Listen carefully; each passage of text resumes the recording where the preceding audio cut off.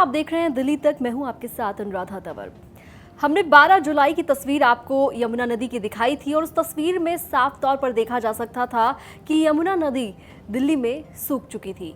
यहाँ तक कि ज़मीन जो है वो भी सूखने लगी थी और वजीराबाद बैराज पर जहाँ पर यमुना नदी बहती है वो अपने स्तर से 7.5 फीट नीचे चली गई थी। लेकिन 4 दिन के बाद यानी कि अब 16 जुलाई को यमुना नदी की तस्वीर दिल्ली में बदल चुकी है।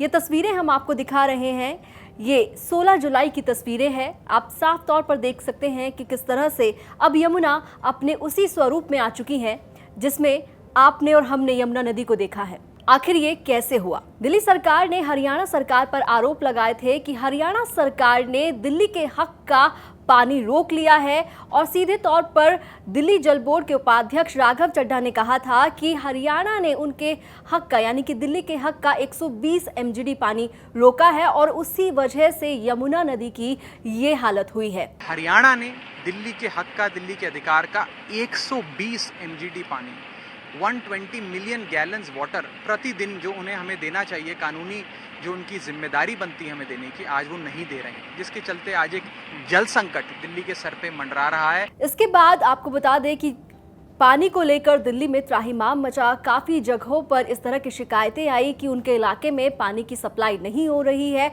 शिकायतें ये भी थी कि उनके इलाके में जो पानी आ रहा है वो बेहद गंदा और बदबूदार है। वो तस्वीरें भी हमने आपके साथ साझा की थी, बाबरपुर इलाके की तस्वीरें, जहां पर नल के अंदर काला बदबूदार गंदा पानी लोगों के घर में आ रहा था। लेकिन अगर हम मौजूदा वक्त की बात करें तो अब यमुना नदी में फिर से पानी आ चुका है। हरियाणा सरकार ने 16,000 क्यूसेक पानी छोड़ा था जो अब दिल्ली पहुंच चुका है और अब यमुना नदी का जो स्तर है, जो जल स्तर है, वो पहले की तरह नॉर्मल हो चुका है।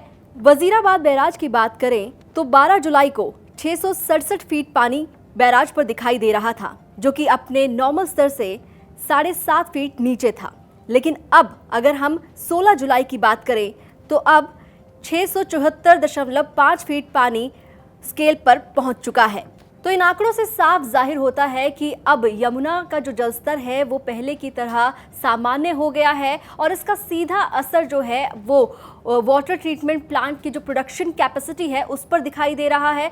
अगर इस तरह से प्रोडक्शन हो रहा है तो जो पानी की किल्लत से लोग जूझ रहे थे उनकी जो परेशानी है वो हल होगी। और वहीं दूसरी तरफ हमने देखा कि इस पूरे मुद्दे पर दिल्ली में सियासत भी जमकर हुई। विपक्ष की ओर से लगातार प्रोटेस्ट किया गया, सीएम आवास से लेकर अलग अलग इलाकों में जन आंदोलन भारतीय जनता पार्टी ने किया, तो कांग्रेस भी इस मुद्दे पर सरकार को घेरने में पीछे नहीं रही।